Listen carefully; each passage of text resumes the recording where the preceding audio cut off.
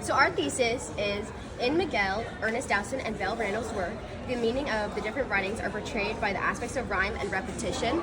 So this means that we studied how rhyme, repetition, and different poetic elements change the way that readers and listeners portray and perceive the different writings. Slant rhyme and perfect rhyme can be described by George Watson as, in the Swanee Review, as rhyme as two words spelled pronounced identically but different in meaning, or rhyme in which either vowels or consonants of stressed syllables are identical. In the article of Onsets and Slant Rhyme by the newsletter of the College English Association. So one of the artists that we have studied is actually a singer named Miguel, and he is commonly known for his catchiness in his hit song "Sure Thing," and it's known to have a very deep meaning and also connects two different objects in real life and makes it seem like they have an emotional connection. And most people think that his song is just catchy, but in reality it's most appealing because of its perfect rhyme and slant rhyme. We see an example of this in Sure Thing, the song written by Miguel. We see slant rhyme being used in this verse, with the T sound being stressed on the words cigarette and bet. In Miguel's hit song, Sure Thing, it states, "Painter baby, you could be the muse. I'm the reporter baby, you could be the news. Cause you're the cigarette and I'm the smoker. We raise a bet cause you're the joker."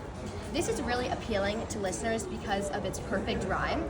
So for example, when it says, "Painter baby, you could be the muse. I'm the reporter baby, you could be the news." Muse and news are a perfect rhyme, and the meaning behind it shows that how news reporters need something to be focused on, and a muse in pop culture is when you have a specific thing that your song or news article is about. So it's saying how they need each other, and which also connects to his relationship, and it shows a value of companionship in two different objects around the world, but how also it connects to love. In the song Girl with a Tattoo, also by Miguel, the meaning behind this song is related to his relationship about a girl that he thought he once knew, but as time went on, she changed.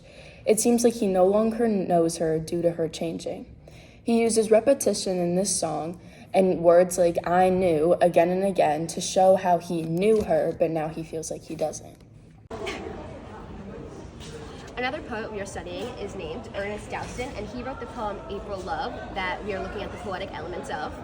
Ernest Dowson is British, and he was a part of the Rhymers Club, which is a group based on London poets. He died at the age 32, which is pretty young, and he also is known to have a rough family life, says Poetry Out Loud. And yeah, that's it. In the poem April Love, this poem uses a rhyme scheme as A, B, A, B. This scheme is the same throughout the poem. We also see aspects of repetition, again with the lines that include "a little while" and "end of the day." Furthermore, in April Love, we noticed how it oftenly said "a little while," which means that the relationship didn't last that long, and it was only to have like fun or to be kind of like a friendly love, even though you are still in love with each other. And in the lines, it said, "You have loved and lingered a little while." And I also noticed how it says loved, lingered, little. And that is appealing to listeners because when you hear that vowel over and over again, it kind of creates a sensation. And it's easy to follow along to. And I also noticed how love, lingered, and little all have L as the beginning letter and then a vowel. And in April Love, it uses a lot of perfect rhyme at the beginning, and that also creates a sensation. So not only with the rhyme, but also the specific letters that April Love produces. The author and poet Belle Randall was a student at UC Berkeley, where she also continued her studies at Stanford. She was known for her poetry style of meters, and she'd gotten many awards, also being the author of Enormous Friendship. In the poem Enormous Friendship, she stresses the emotions of hope and desire, as we see in lines like, "and do not phone for weeks, and yet stay calm."